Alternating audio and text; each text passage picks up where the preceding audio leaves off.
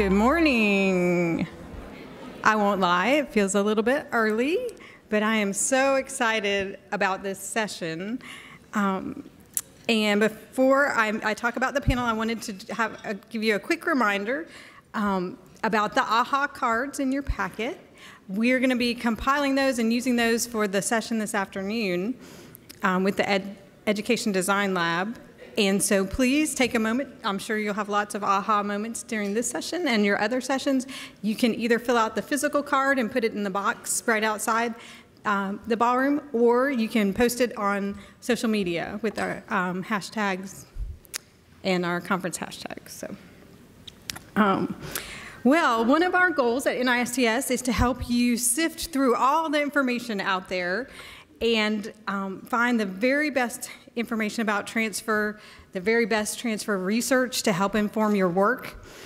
And so that is our intent with this panel this morning. The panelists will be discussing their research that's been published in this special issue of the Community College Review. And it really provides critical context, synthesis, and analysis of the research.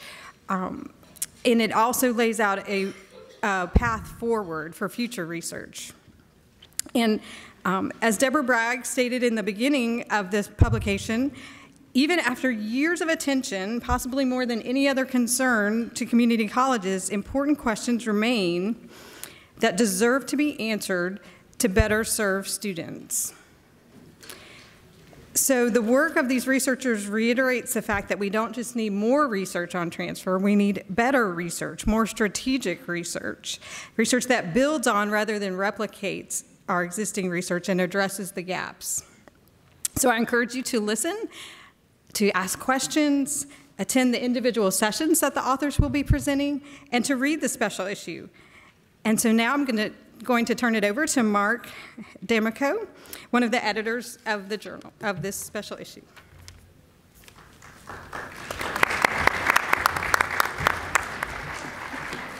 Good morning. I'd like to thank Judith and Janet and the NISTS team for inviting us to be a part of this event. I was a transfer student myself 28 years ago, and the first time I worked with transfer students was more than a couple decades ago, and I really couldn't have imagined being in a room with so many people interested in improving the conditions for transfer students. This is really exciting for me, and I think for our panel to be here with you today. It's undeniable that improving transfer is among the most important challenges in higher ed, and looking through my lens, and I think the lens of the panel you're going to hear from today, community college to university transfer is particularly important. Just consider these facts, and many of these you've probably heard this week already, or you think about from recent reports that have come out.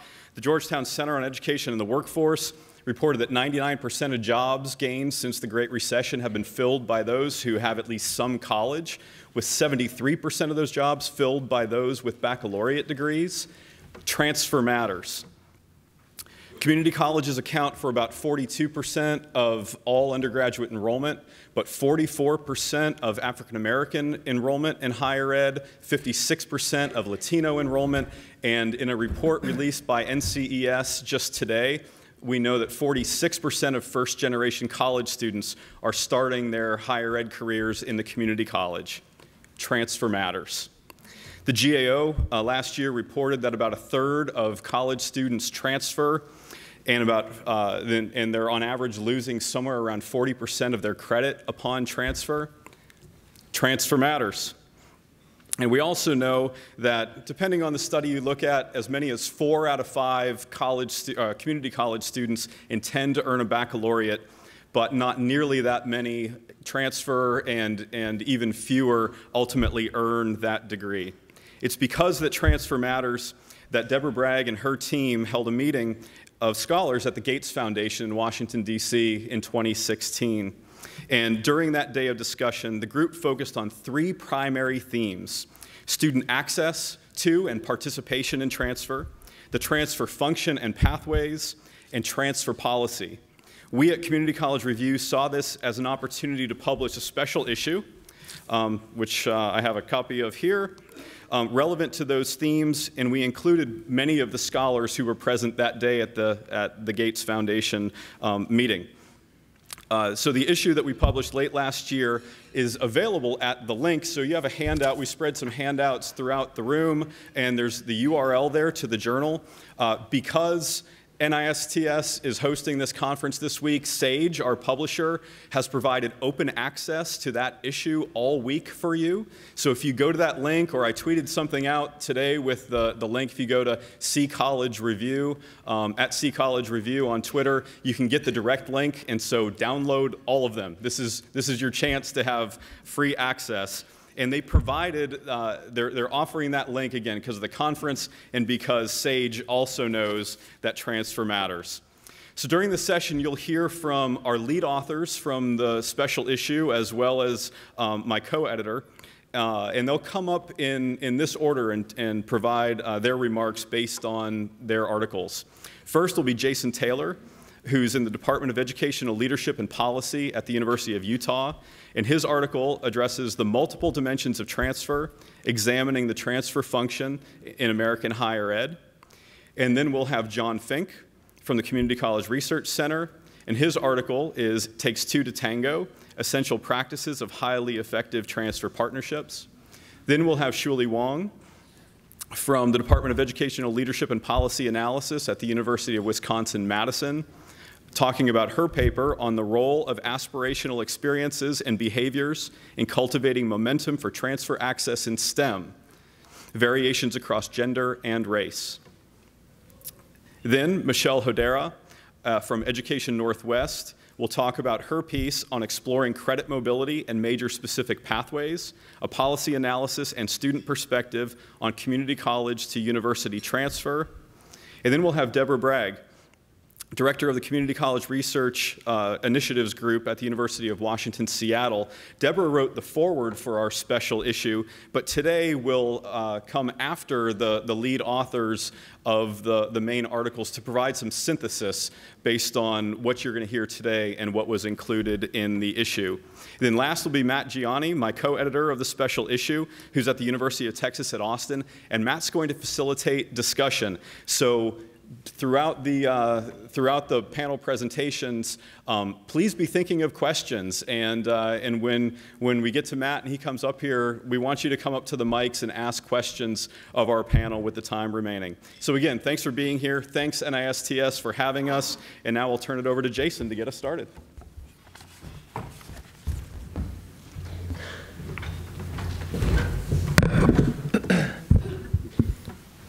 All right, good morning. How's everyone doing? Great. I think that was good. Well, thanks to Mark and Matt and NISTS for putting this panel together. It's really a pleasure to share some of this work with great colleagues. So, is Dimple here, my co-author and collaborator? Is she here? I just want to first acknowledge her. We worked on this manuscript together. I don't see her, but I want to acknowledge her for her hard work on this as well. So we were tasked with writing a literature review. No problem, right? Summarize the literature on transfer in 20 pages. So, you know, decades of research. So we had to sort of wrap our arms around it, and we organized it around the three themes that Mark mentioned. And if you want to dive deeper into our paper, each of our sessions had an individual presentation during the conference. Ours was yesterday, so if you missed it, find one of us around the conference, and we'll share more. I'm going to give you sort of the big picture here, and my goal with these comments is to sort of both reinforce some of the dominant research and narratives in the literature, but also dispel some myths and counter some of the dominant narratives in contemporary literature and policy discourse. So we were given 7 minutes for this, so I'm going to give you 7 big takeaways from our research, and then end with a couple priorities that we highlight, future research priorities that we highlight. So takeaway 1, transfer is pervasive, and transfer mobility is pervasive, right? You all know this because you do that work, but there's a lot of people who don't focus on transfer, and transfer is an afterthought. Depending on the data source, you know, we 30, 40, 50% at least, if maybe a little bit more, of students are enrolling in more than one institution. So transfer is the rule in higher education. It's not the exception. Second takeaway, so our conception of transfer is often narrow and restrictive to vertical transfer. that is transfer from a 2-year to a 4-year college. And this is certainly true in the literature, but it's also true in a lot of contemporary policy discourse among think tanks, foundations, organizations that really are prioritizing vertical transfer and elevating transfer. We identified at least 7 other types of transfer types and patterns in the literature: lateral transfer, reverse credit transfer, swirlers, concurrent enrollees, co-enrollment, dual credit, dual enrollment, and transient. And actually, if Dean Dadd from Inside Higher Ed had a blog on the multiple faces of transfer just a few days ago, so check it out. There are many faces, many types. The literature predominantly focuses on vertical transfer, but we need to do more to engage these other types. So because there was so much literature on vertical transfer, that's sort of that's sort of what we focused on for the rest of our article. So third big takeaway is the vertical transfer gap is alive and well. Mark referenced this. This is the gap between the percent of students who say they want to transfer or get a bachelor's degree and ultimately the percent that actually transfer. And nationally representative data show that there's about a 65% gap. About 80% of community college students intend to earn a bachelor's degree or higher. So we use this in our article. We say this. I think we also need to acknowledge that community college students' goals change, their intentions change. Cohen, Brower, and Kisker, in sort of their comprehensive text on community colleges, note that that measuring community college students' intentions and purposes is very difficult, and it really depends on the way the questions are asked and the way students interpret the question. So other estimates from NIPSAS and the Community College Survey on Student Engagement estimate that about 50% of students, community college students, intend to transfer. So I think we need to be careful about how we're characterizing the vertical transfer gap, myself included, right? Is it really 80%? It could be lower. All right, fourth main takeaway. There are large disparities in the vertical transfer gap, and these disparities exist by race and income, right? And particularly race. We document the racial transfer gap in our article, but Gloria Crisp and others have documented that the gap between in transfer rates between students of color and white students is as large as 20%. So there's heterogeneity in transfer student access, and opportunity to transfer is not equally distributed. Okay, fifth takeaway. Research suggests that transfer pathways are often ineffective and inefficient for students. So why are they ineffective and inefficient? So we point to 3 factors. First, that we know many students lose credits, right? Credit loss. Second, research shows that articulation agreements are not always the most effective because they do little to articulate more than core gen ed courses and often don't include technical degrees and technical credits. Although there's a lot changing right now in a lot of the work I'm sure you all are doing and others around the country. And the third is that we attributed this ineffectiveness to structural and institutional barriers that are symptomatic of a higher education system that was not designed for nor that is adapted to sort of the contemporary mobile student. So these barriers include issues such as articulation agreement gaps, information and advising gaps, changing student aspirations and decisions, institutional partnerships, lack of transition support, and also very critically, institutional culture and ideology at both the 2-year and 4-year institution. Okay, sixth, good news, good news. So if you are working on transfer between a public 2-year and public 4-year institution, high five someone next to you. Or just say, you all, give someone a high five. Okay, there's good news here. Okay, okay. And if you're not, you can high five someone too, make sure everyone's included. Okay, so Mark mentioned the GAO report. So this came out in August of 2017. It was a report on transfer. It's not in our article because the report was released after our article was published, but very important to mention in this context. So the GAO report documented transfer credit loss by sending and receiving transfer institutional type. And it turns out that the least amount of credit loss is between public and 2-year and 4-year institutions, right? The least amount of credit loss is that pathway. And this makes sense because this is where we've done sort of the most work in terms of transfer and articulation policy and work. So even though we have a lot of work to do as it relates to vertical transfer, these data suggest that more credit is lost actually between publics and privates and with laterals and reverse transfers. So if we care about credit loss, we really need to engage other types of transfer. And the seventh takeaway. So state transfer policies and policy designs are very diverse, and our ability to sort of assess their impact is limited. So we reviewed the literature on state state policy designs and effectiveness. We have a cacophony of state policy, state transfer policies and designs, and the research that uses national data sets and quantitative data to assess the impact of these policies generally finds no impact, with the exception of one study that found that Common Course numbering and statewide transfer guides were effective. Now, most of these studies have limited have limitations in part because of the data that's available, but also in part because of the complex designs of state policies. We also found a few strong qualitative studies of state transfer policies, including one that noted the disconnect between state legislation and accountability instruments, whereby equity goals were evident in state planning documents, but accountability policies and systems really didn't include transfer to address those equity goals. Okay, so what does all this mean and where do we go from here? So in our conclusion, we argue that history and structure matters. Let's remember the historical roots and legacy of vertical transfer, and part of that history was explicit exclusion to keep sort of unqualified students out of four-year institutions. So in other words, the system was really designed to perpetuate the vertical transfer gap. And we note in the article that it's really unlikely for the transfer function to ever be 100% effective and efficient because we have a complex and diverse system of higher ed, and institutional autonomy and stratification are really strong and powerful forces in higher ed that sort of shape and impact transfer. But there's a lot of work to do, right? And absolutely, we need to do that work, and the work that's happening here, we need to continue to do it. And I think some of the research on this panel will communicate some, very new and relevant evidence-based promising practices. But we also need to recognize we're working against sort of strong cultural and structural forces designed and intended to perpetuate the vertical transfer gap and the racial transfer gap.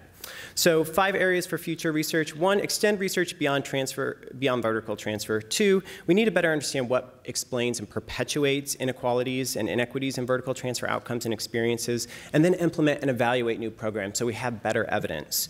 3, we need research that examines the enactment of transfer policies and practices and how institutional culture sort of shapes transfer. 4, we need research that examines student decision-making and why students transfer to inform policy decisions. And 5, we need to understand the unintended and the intended consequences of sort of new policies, guided pathways, and others that sort of streamline transfer pathways and are intended to increase efficiencies. So thanks so much.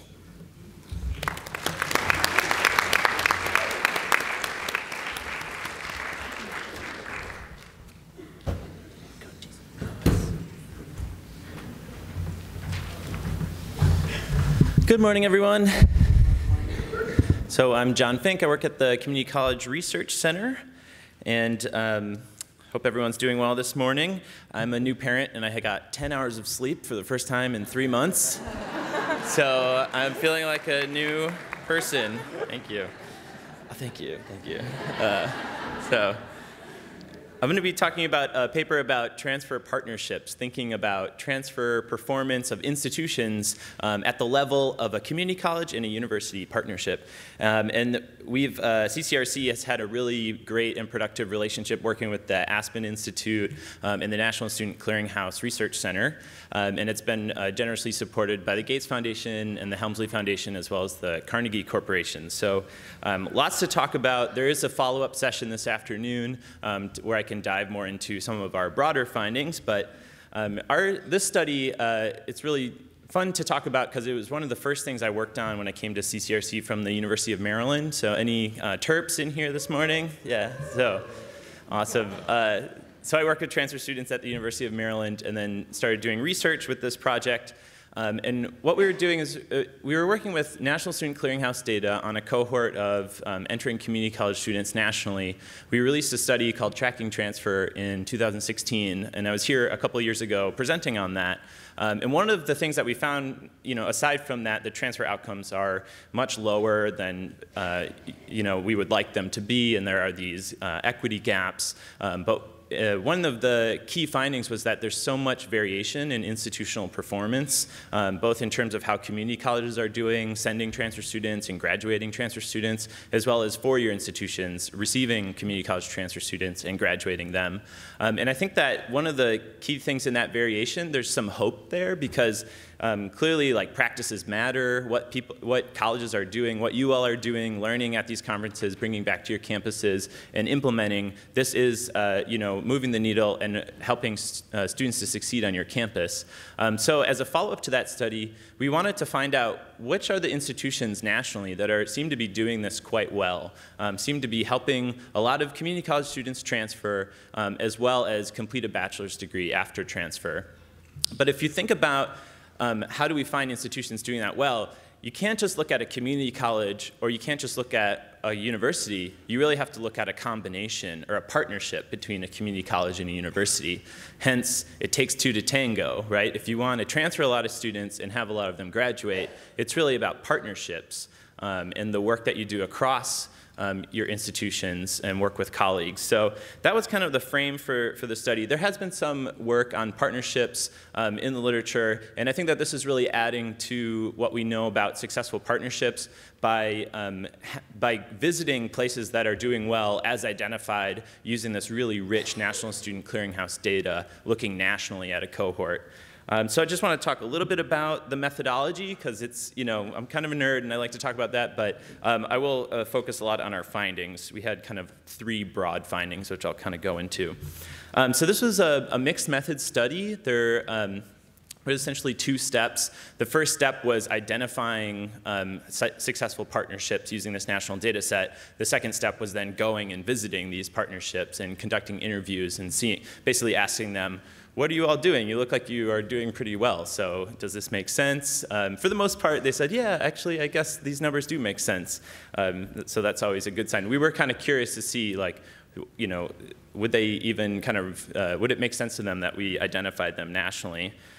So in the identifying successful partnerships, we did this using a value-added approach, so we didn't just find the best in terms of overall outcomes, community college university partnerships nationally.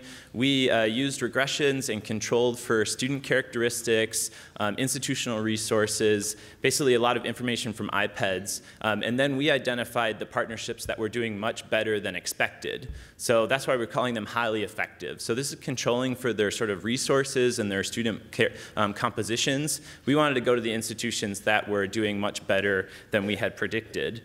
So we had clearinghouse data on 1.2 million entering community college students in the fall of 2007, tracked for 7 years, and we could look at where they transferred or any bachelor's degrees they got in 7 years' time. And first, we identified highly effective community colleges that were sending a lot of transfer students, but also graduating a lot of transfer students at any of their partners, controlling for those student characteristics and institutional characteristics. And that kind of gave us, we kind of cut the data and looked at colleges above, like the medians and that sort of thing, and we got down to a pool of about 140 community colleges that were highly effective. And then we brought in, for all of those community colleges, all of their main transfer partners. So our data set kind of looked like every line was like a community college and a university. And we basically, for each of those highly effective community colleges, we found their major destinations. So they had a high volume of transfer going to the university partners. And for that partnership, the students transferring between those institutions were completing at very high rates, controlling for those institutional characteristics. So this led us to a small set of highly effective partnerships. We did some screening calls to see, were there some practices that seemed replicable that we could, find and write up so that could be used by other folks. And then we kind of got a nice representation nationally. We went to 6 different states and visited those partnerships, and we have a lot more details about the selection in our paper. So overall, from this selection, we kind of came down to 3 essential findings. So the first thing that these partnerships did from our interviews, we went to the community colleges and the universities, interviewed faculty, students, advisors, presidents, vice presidents, deans, anybody that we could talk to. So we found 3 things, 3 strategies. So that these partnerships were making transfer a priority. That was the first thing. They were also creating clear programmatic pathways, articulation, but also aligning instruction and pedagogy.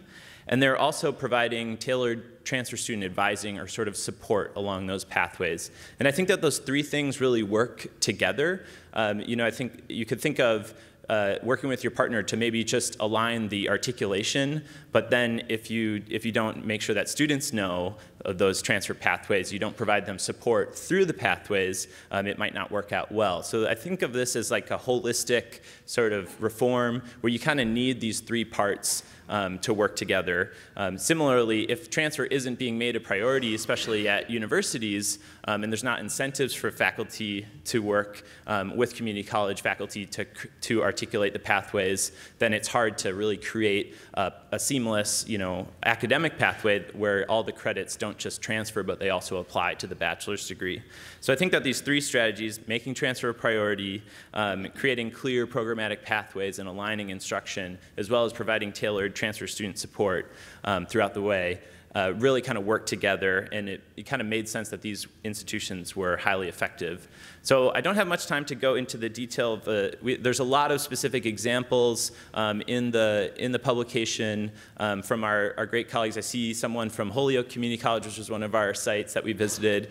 You all we kind of took the information from the best practices from you all and are sharing it out to the field so that you can learn from each other.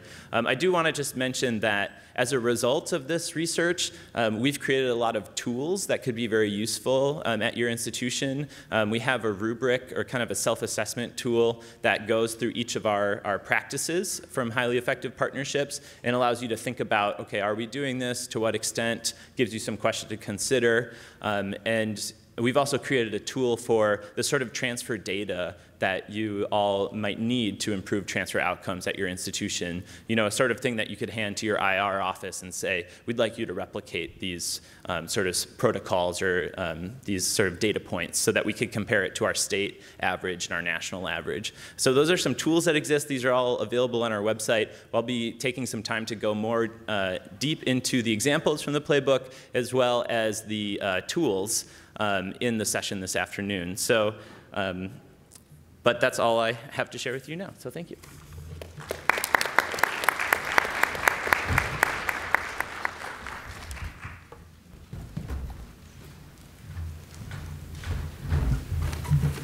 Good morning, everyone. That picture was me 6 months ago, and I've been on my sabbatical, first ever, since then, and this is what my sabbatical has been doing to my hair.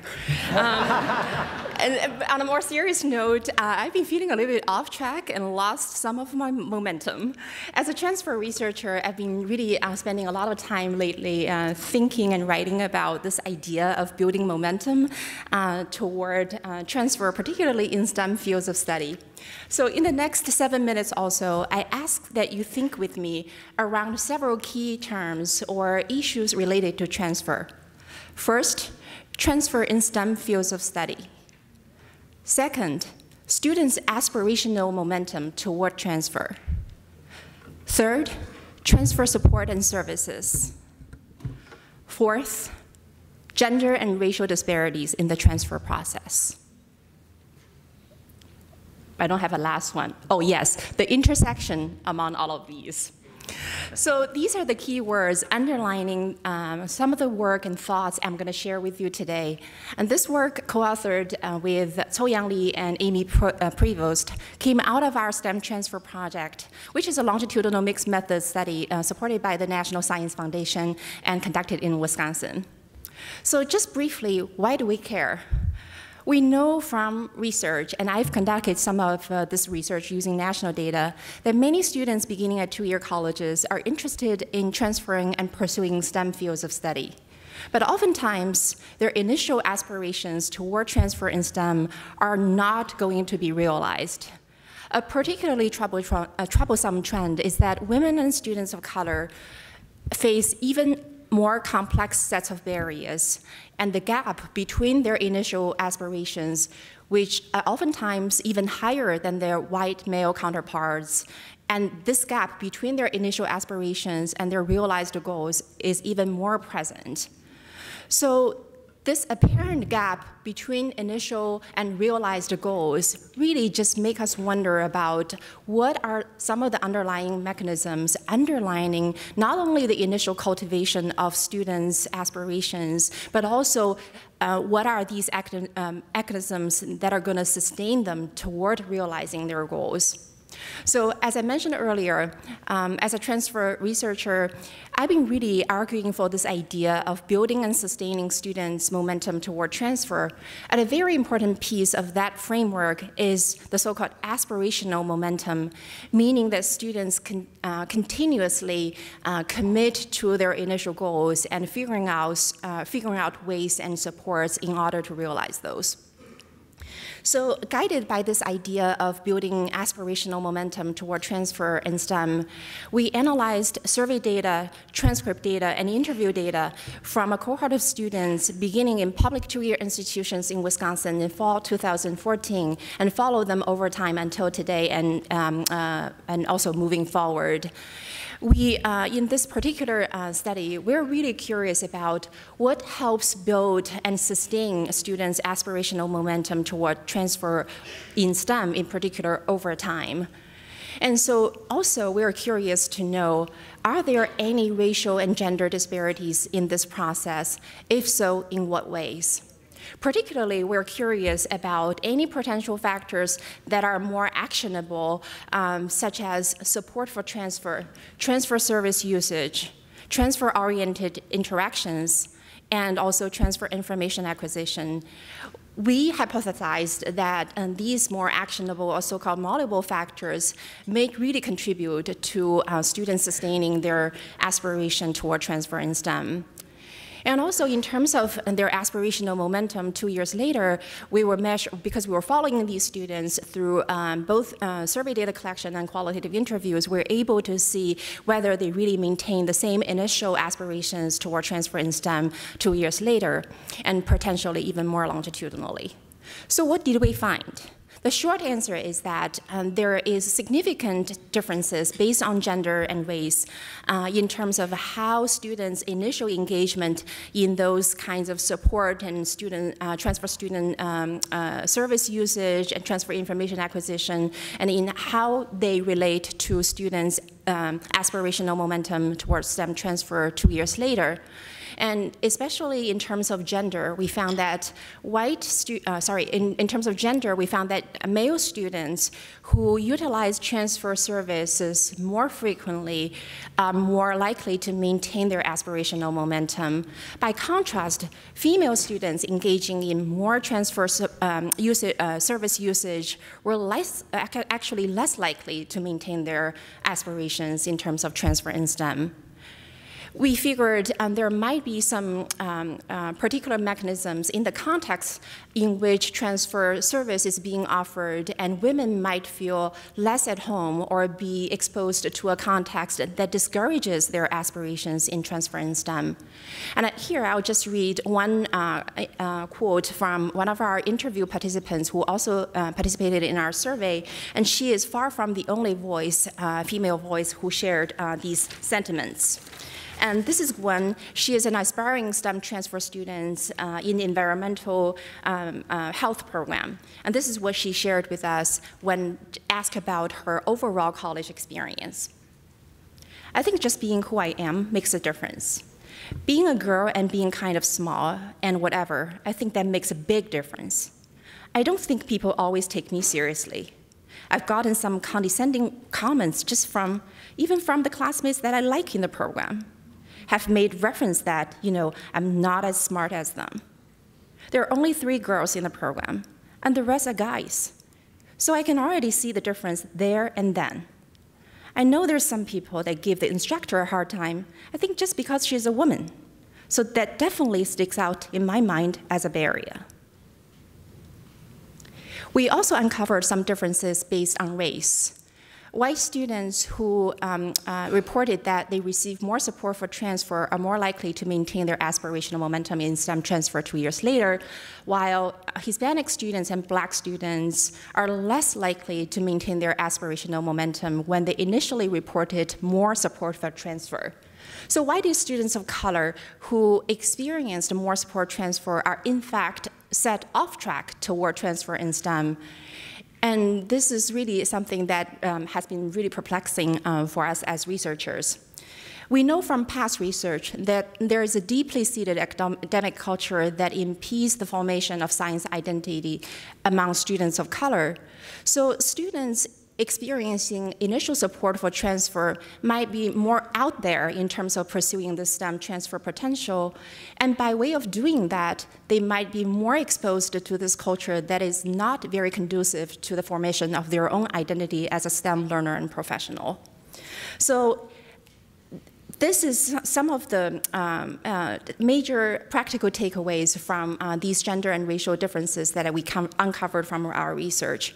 First, we need to really rethink what transfer support and services that are already in place are doing with and for students, not just the majority of the students, not just the overall patterns of satisfaction, because that would mean white male students only.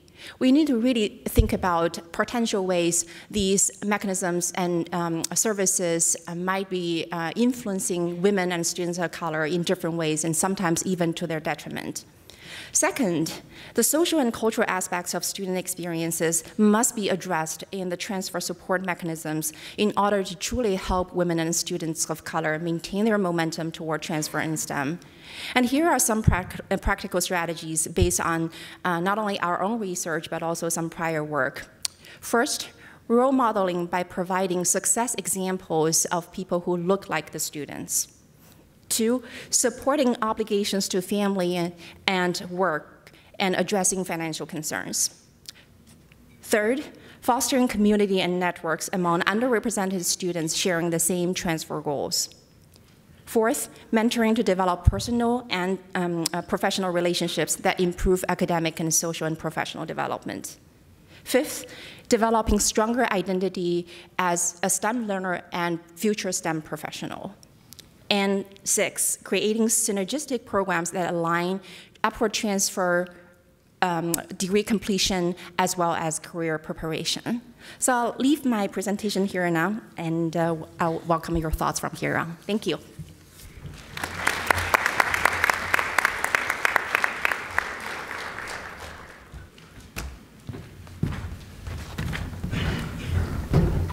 Hi, everyone.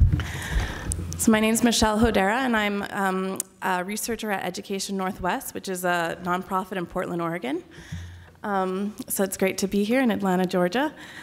So my colleagues and I did a study focusing on the issue of credit mobility. And the focus of the study was on policy.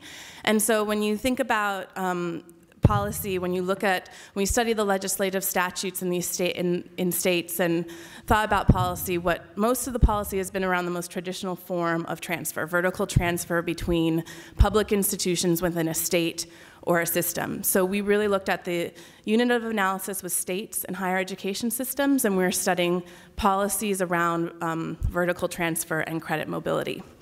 And so we had the opportunity to study 10 states across the country and think about what's the policy landscape in these 10 states, and then how are these policies implemented on the campus level.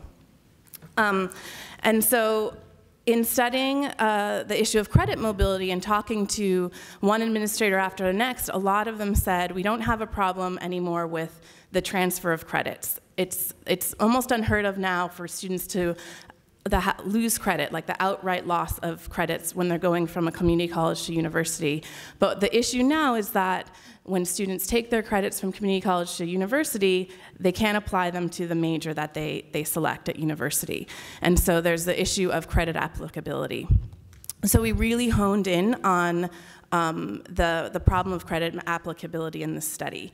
And so we talked to nearly 200 state and system and campus level administrators, advisors. We also talked to students across these 10 states to understand what are the new policies around supporting credit mobility, and then how are these playing out on these campuses. And so what we found is we came up with a new framework for transfer policy. And we categorized states and systems into 3 different categories, and based on how they address credit mobility and really credit applicability. So on one end of the spectrum, you have what we call 2+2 systems, and that's not a new term, but we use that term 2+2 for states and systems that created major specific transfer pathways for nearly all the majors in their states. And so what that means is basically you have some states now that have defined the first 2 years of coursework. And so if students complete that coursework and transfer to a university within the state or system, they should be able to transfer as a junior in their major, meaning their credits are applying to a specific major. So those are 2+2 systems. And then on the other end of the spectrum, we categorize states and systems into what we called institution-driven systems. And so institution-driven systems don't have statewide or system-wide major-specific pathways, and or if they have them, they're outdated and they shouldn't be used. And so in institution-driven states or systems, community college students have to use a university articulation agreement or a specific university agreement to understand which courses to take that will transfer into a specific major.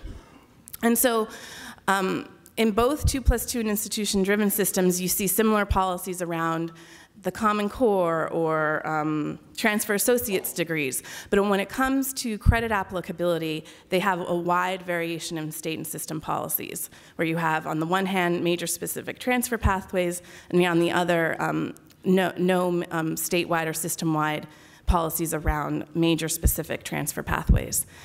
And then in the middle of 2+2 and institution-driven are systems that we called credit equivalency systems, for lack of a better term. So if you come to my session, we'll talk about these different systems, and if you come up with a better term, let me know. So credit equivalency systems have a wide variety of ways to kind of meet in the middle, which means they've basically defined the first year of coursework in the state. So they have like a general education Common Core that transfers across the state or system. And then for either like the most popular majors or a subset of majors, they've come up with a common set of pre-major courses that will transfer across the state or system. But not every single major has a major-specific transfer pathway. So there's different models of credit equivalency systems that we saw across the study, but that's one example. So this is a new framework and a new way to think about, for public institutions within a state or system, what do their major specific transfer pathways look like, to what degree do they have policies around credit applicability. And you can use this new framework to think for a lot of reasons, and we'll think about tomorrow when we have the session on this paper, we'll think about ways you can use this framework. But one way that we've seen it being used is if you're an institution-driven state or system and you're seeing problems with students not being able to transfer their credits into their major, and you want to address this problem, you can look to states that are 2+2 or credit equivalency for models of new policies. And credit equivalency systems are interesting in that they might be, a model of a way to more feasibly create statewide major-specific transfer pathways, because you're only starting with a subset of majors. They might be more easier to develop across the state, implement and maintain, and make sure they're updated. So that's one way to use the framework. Another way might be to think about, what are the problems you're seeing community college students having in transferring credits, and how can our system address those policies by becoming, going from a credit equivalency to a 2+2, or thinking about our policies. So that's one aspect of this study. And then we also looked at how these policies are playing out on the campus level. And we saw two cross-cutting themes across the 10 states. And the biggest one was around student uncertainty. No matter where you are, a lot of students are undecided about what they want. Community college students are undecided about what they want to do, what major they want to choose, where they want to go to university. So this can prevent them from actually taking advantage of those new policies and 2+2 systems around major-specific transfer pathways. And it can also lead to greater credit loss. And so what we found is that, so we talk a lot about kind of supports to give to students around both, how to get on a path early, or understand the trade-offs of not getting on a path early, and understand how these policies may not be available to you if you don't get on a degree program path early enough in your career. And then another big cross-cutting theme we found was around community college capacity to provide students interested in transfer early personalized advising, because a lot of times you need to, starting from day one, know what you want to major in and where you want to go to be able to take advantage of these policies that address credit loss. So another thing that we came up with was kind of a set of supports that people can think of in different states and systems, depending on if you're 2+2 institution-driven credit equivalency, and a set of supports that are cross-cutting across no matter what types of policies you have. And so another thing that that I'll touch on right now, but we'll talk more about, is thinking about the idea of transfer college knowledge, which is all the things that community college students need to know to be a successful transfer student, starting from day one. And a lot of that is around, what's the best timing for choosing a major and a destination institution, and what are the trade-offs and about if you don't choose a major and destination institution early enough. And so I hope to see you all tomorrow morning, and I will give it to Debra to close the session.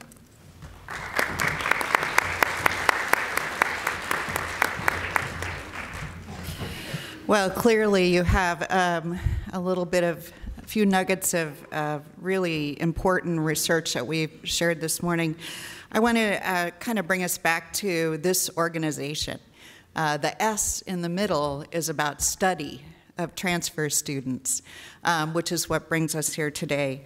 And as I reflected on these papers again, preparing, it seemed to me one of the things we're trying to get at is maybe the difference between what we study and what we know. And part of what we're trying to do here today is really get under what do we know, because I can tell you, we do a lot of studying of transfer. I looked back over the last 17 years. It's equivalent to about every other journal of the Community College Review has a peer-reviewed article on transfer. There are 28 peer-reviewed articles on transfer in the esteemed journals in community college and higher education every year over the last 20 years. We study transfer a lot. But the question is, what do we really know? And what do we do with that knowledge to make a difference?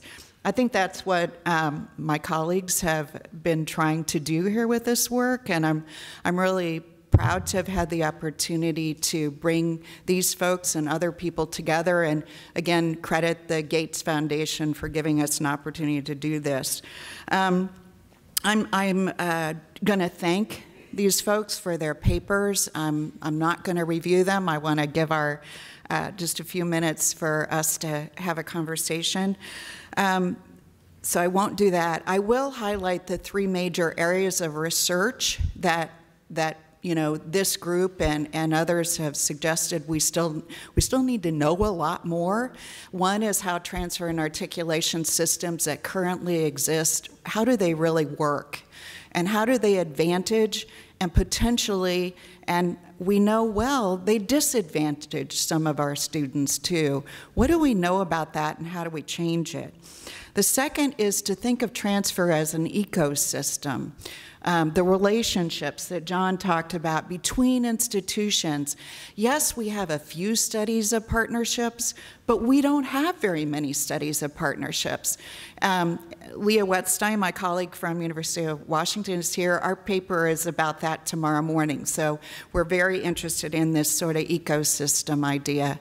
And then thirdly, what do we know about the students who transfer, and what do we know about students of color and low-income students who are not as successful as their white majority students, therefore the racial transfer gap. I'm going to close on that point. In doing research on this topic the last several years, I can't tell you how important I think it is that we take seriously the system of transfer that is not advantaging all of our students. The racial transfer gap is pervasive, and the study of transfer that relates to our students of color and low-income students should be part of every single study that we do on transfer. Because if we don't do that, we do not really know what is happening to a very large number of students in these systems. I think it's time that we really take this seriously. I'll just close by saying Jason mentioned structural barriers. These are structural inequities that the systems of transfer are perpetuating. And I think this is a group of people here, I know your minds and your hearts. We care about this a lot. We need to champion this cause and really turn it around, because it is a very, very important issue for higher education. So for me, that's what we need to know more about, and that's what we need to do something about. So thank you very much.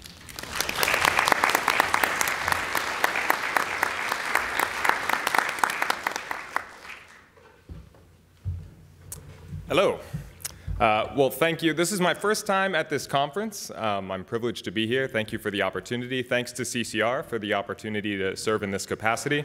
I have many questions. I have a whole journal full of questions for the authors, in fact, but I'm sure you do as well. And we have about 10 minutes, even a little bit less, before the close of the session.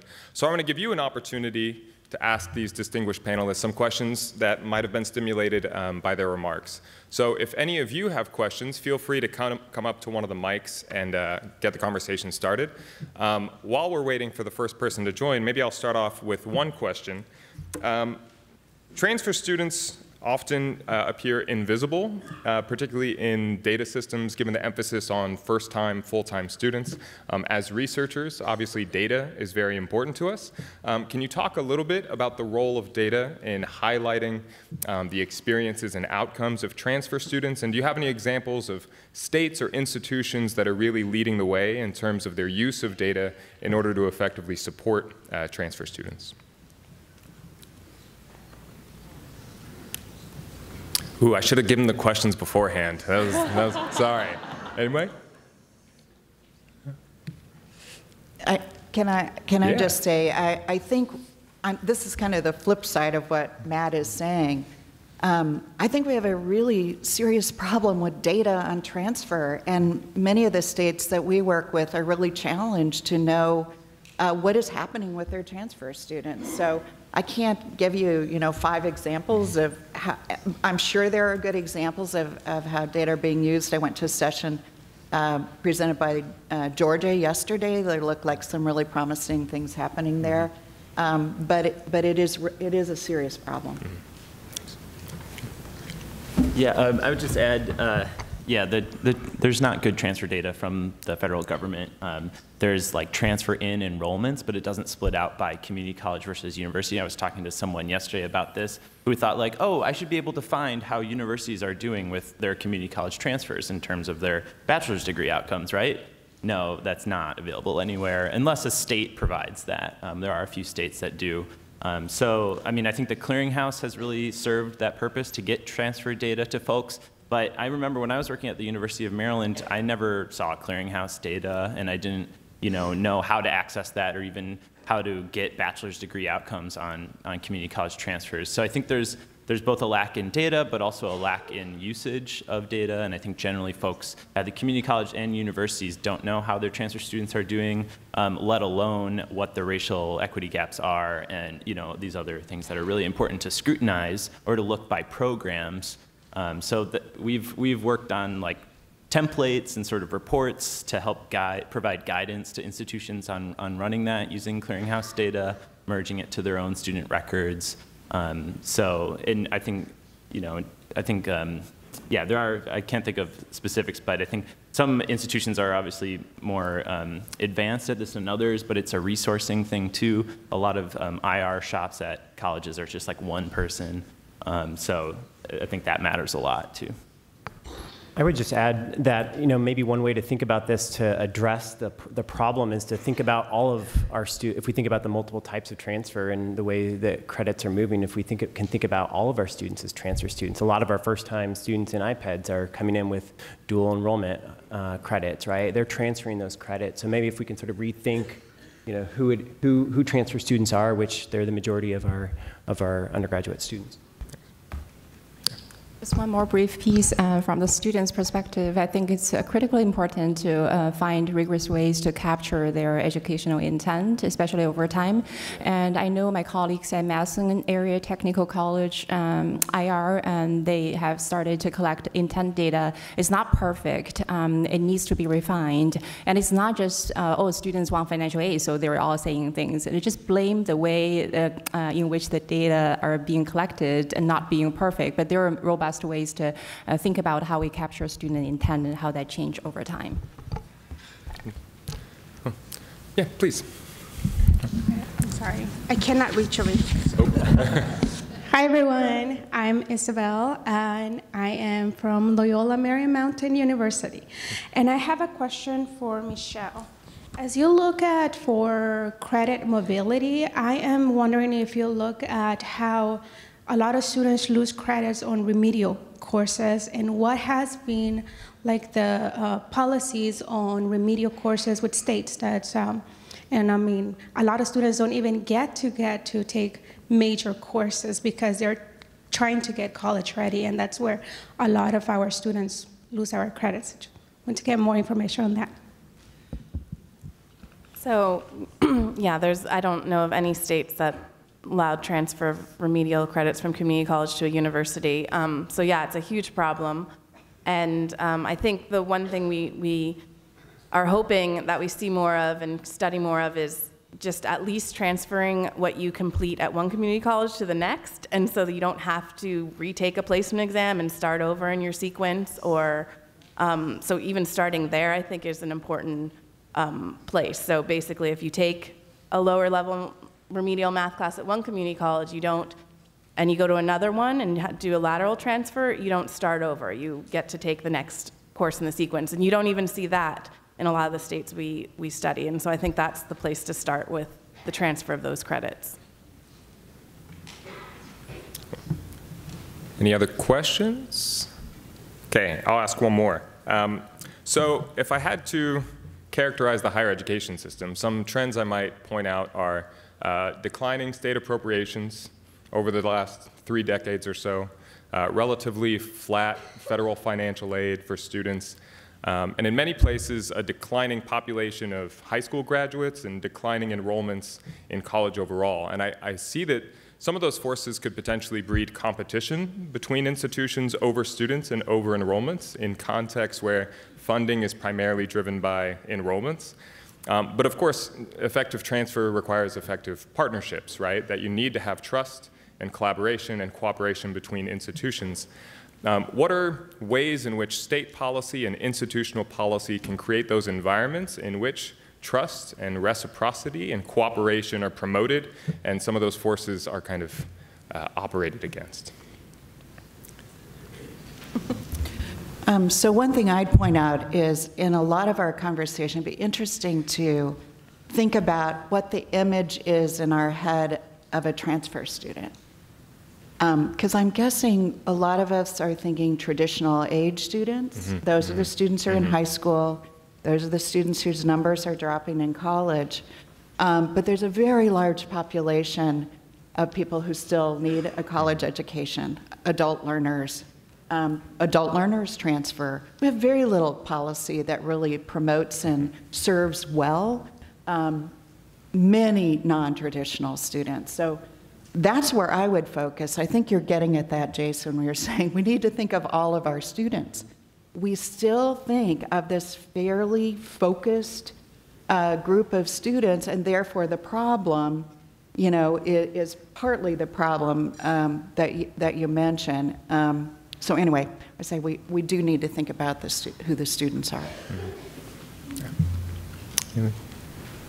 I would add, just based on what we saw in the field, part of what helped to build the trust in relationships between partnerships was just knowing that what we saw is that the university folks, they wanted the community college students to finish their associate's degree before transfer because they were seeing that these students did much better after transfer because part of the competition that can happen is like the poaching of students and getting students to transfer early. And I think that having the conversations such that the associate degree for transfer is actually a good thing in terms of articulation. I think there's some context where based on the current circumstances, you might advise students not to get the associate degree if they want all their credits to transfer. So kind of like taking care of that issue so that it actually is a good thing for a well-articulated transfer pathway. And then having some special cases where maybe it makes sense for students to transfer early and then retroactively get an associate degree because the community college doesn't sort of teach the pre-major courses that the student would need. I think having those conversations, building a relationship so that there's like an agreed upon way that these institutions are kind of collectively taking responsibility for the academic pathway, I think can help the competition. But there's a lot of variation in terms of the type of four-year, and I think that some four-years are striving to increase their master's and doctoral programs. Maybe might not be in competition as much with the community college students, but others are not doing that. So I think that it really also depends on what type of four-year, and then also the geography of the area that could breed competition. I just want to add that that's a great question, and I don't have an answer, but we are studying that in Oregon. What are the incentives for universities to, do transfer really well and have these strong partnerships? And so we're actually asking that exact same question, and maybe we'll have some good answers next year. Next year, yeah, great. Well, unfortunately, I think, sorry, do we have time? Okay, yeah, please, go ahead. Mine, I think it's maybe partly a question, but it may be also partly a comment. So it was very striking, the information about women and students of color, the feedback or the support that we're giving them that we give white male students doesn't seem to work the same. It didn't seem to produce the result. And I thought about my own experience. So my first semester, and I'll make it quick, first semester, freshman year in college, I felt underprepared. I came from an underserved high school, predominantly black high school. And I get there and I work really hard. I get all A's and I get a C- in my calculus class. So straight A's, C- in calculus class.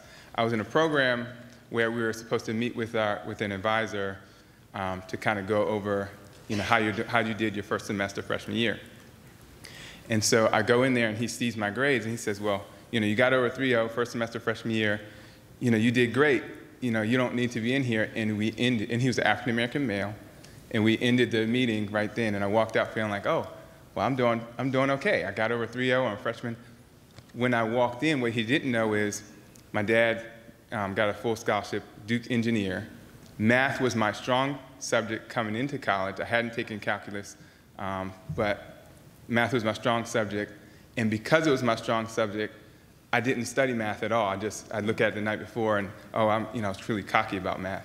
And so I put all my time into my other subjects, and I wonder that support that he gave, or probably felt that he gave me, it didn't really help me because I went in thinking I'm gonna have to justify this grade because I assumed, like my dad would do, he would ream me on, okay, the A's are fine, but what is this C- in math? And then I would have had to explain, well, I put that off and I shouldn't have, and it would have been a completely different conversation. And I wonder if our preconceived notions that we are unaware of impact the support that we're giving, even if the student feels they're getting support.